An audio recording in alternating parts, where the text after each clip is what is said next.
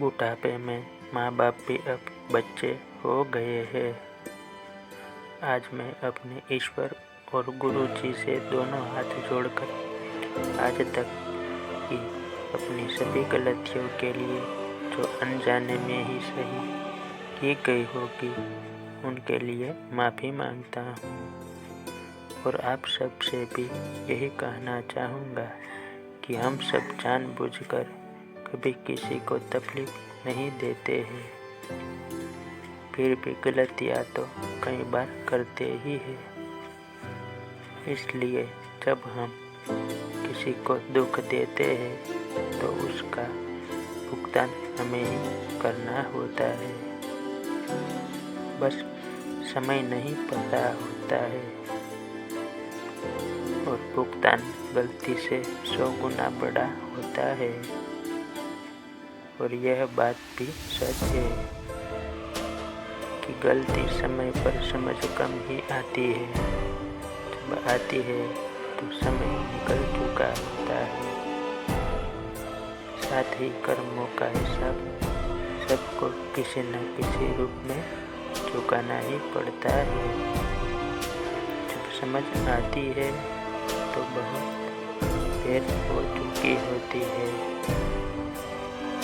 अपने घर बाहर दोनों जगह हम किसी न किसी रूप में गलती करते रहते हैं।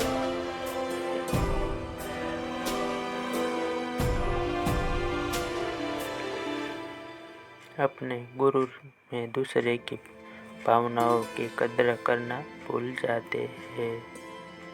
यह शुरुआत हम सबसे पहले अपने ही घर से शुरू करते हैं।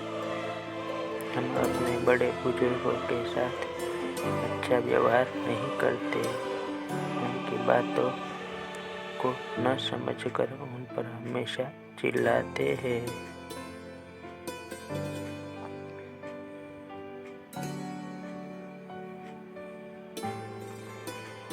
उनसे ऊंची आवाज में बात करते हैं, उनको बात बात पर जलील करते हैं, उनका ध्यान नहीं रखते हैं, बस अपनी जिम्मेदारी का बोझ समझकर घर में रखते हैं। और अगर परेशान हो जाए तो सोचते हैं कि कब इनसे पीछा छूटेगा, कब ये मरेंगे। जब हम उनको दुख देते हैं तो सोचो उनके दिल पर क्या बीतती होगी। उनकी आंखों से निकलने वाले आंसू, और जब उनका गला दर्द से भर जाता होगा और आवाज बाहर नहीं आती होगी, तो वो हमारे बारे में क्या सोचते होंगे कि ये वही बच्चे हैं जिनको हमने अपना पेट काट काट कर इन्हें काबिल बनाने के लिए हम जवानी से कब बूढ़े हो गए हमें पता ही नहीं चला। सोचा इनकी सफलता ही हमारी जिंदगी की सफलता होगी, पर आज हम ही इनके लिए बोझ है।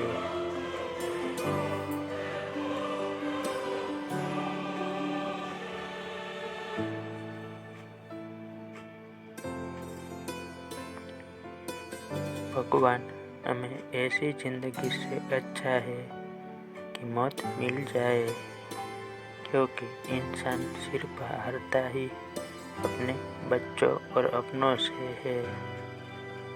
और बच्चे भूल जाते हैं कि ये माँ बाप ही है जिन्होंने हमें अच्छी जिंदगी और जीने के काबिल बनाया है।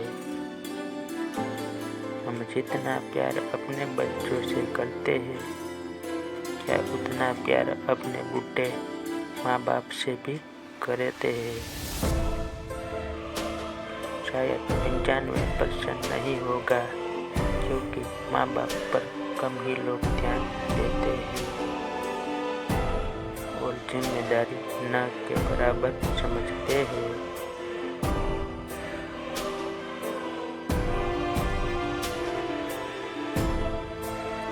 अगर माँ बाप बीमार हो जाए तो बच्चों पर खास फर्क नहीं पड़ता है, बस एक जिम्मेदारी के साथ इलाज करते हैं और उससे भी सोचते हैं कम पैसों में या मुफ्त में ही इनका इलाज हो जाए तो अच्छा है। और अगर अपनी औलाद बीमार हो जाए तो अच्छे से उससे अच्छा डॉक्टर खोजने लगते हैं। सोचो, जो माँ बाप अपनी जिंदगी देकर जीवन देते हैं और जिन्हें के काबिल बनाते हैं, उनके लिए हम सोचकर कार्य करते हैं। माँ बाप की जगह ईश्वर से भी ऊंची है। ईश्वर एक विश्वास और माँ बाप एक सत्य है जो ईश्वर के समान है। यह बात तब समझ आती है जब हमारे बच्चे हमारे साथ वैसा ही करते हैं, तब हमें माँ बाप की याद आती है।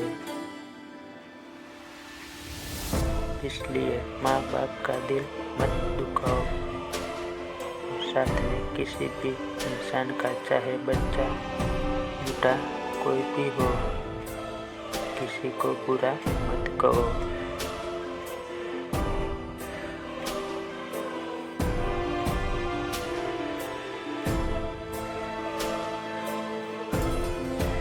इंसान को तो क्या, जानवर से भी बुरा व्यवहार नहीं करना चाहिए। दर्द सबको होता है, इसलिए जो बोएंगे वही काटेंगे।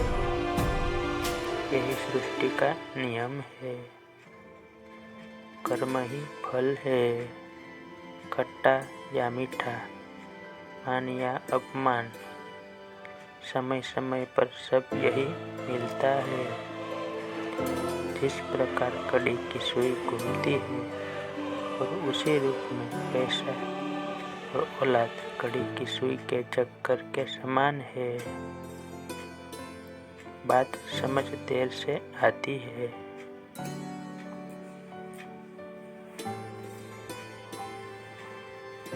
पर जिस दिन समझ आ जाए, समझ लेना चाहिए, क्योंकि कर्म का फल कम ही सही पर कुछ तो मिलेगा। बस आप सबसे इतना चाहता हूँ कि माँ बाप और बड़े बुजुर्गों का सम्मान करें, साथ ही सम्मान से बात करें। उन्हें हमारे प्यार की जरूरत अधिक है। अब हमारे बुजुर्ग भी हमारे बच्चों की तरह है।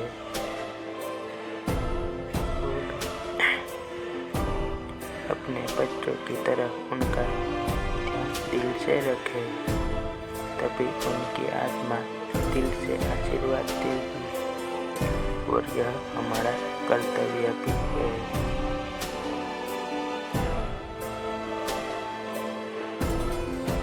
अगर हम सब मिलकर सोचे तो कोई माँ बाप दुखी नहीं रहेगा। और इस धरती माँ की गोद में कोई अनाथ आश्रम न होगा। धरती माँ की गोद से प्यारी मेरी माँ की गोद है, जो बचपन की मीठी यादों से मेरे कण कण को खुशियाँ से भरती है। पापा की डांट एक कड़वी दवाई की तरह एक सफल जीवन देती है। माँ बाप न होते तो जीवन न होता, जीवन न होता तो हम कहाँ होते। जिसने ये दुनिया बनाई, उसने जीवन में सब रंग रिश्तों में कुल दिए। इसलिए रिश्तों को प्यार के साथ संजो कर रखे।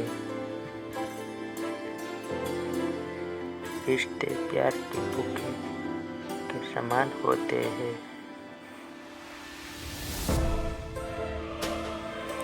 ऊपर वाला रिश्ता बनाता है और हम कितनी अहमियत से रिश्ते निभाते हैं, यह हम पर है। रिश्ते ईश्वर के घर से तय होकर आते हैं और धरती पर हम उस रिश्ते के नाम से पुकारे जाने लगते हैं। हर रिश्ते के अनेक रूप हैं। प्यार सबसे अनमोल शब्द है जो मान सम्मान के साथ रिश्तों को दिलों की एक खूबसूरत डोर में बंधकर संसार में चलता है। और अगर मैंने गलती से किसी का दिल दुखाया हो तो माफ़ी चाहूँगा।